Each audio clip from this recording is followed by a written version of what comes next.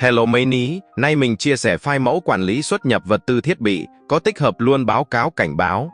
Khi anh em tải về từ trang kỹ sư xây dựng.vn thì nhớ nhập mật khẩu file cũng là kỹ sư xây dựng.vn luôn nhé để mở file. File mẫu này mình đã cài sẵn công thức tự động hết rồi, anh em vào chỉ cần thay tên đội, tên vật tư, mã đội và nhập thủ công các con số xuất nhập thôi, còn lại file sẽ tự động nhảy số. Nếu mấy con vở có quá nhiều vật tư hay nhiều đội thì cứ insert thêm dòng ở sheet DØNG và sheet đội là xong. Mà dặn nè, anh em phải chủ động tìm hiểu, cần thêm bớt gì thì tự tùy biến theo ý mình nhé, chứ đừng có phụ thuộc 100% vào file mẫu.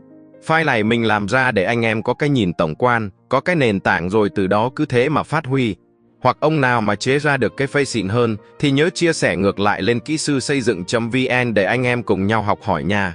Nhớ ấn like và theo dõi ủng hộ kênh em mấy con vở. Xin cảm ơn và hẹn gặp lại mấy ní.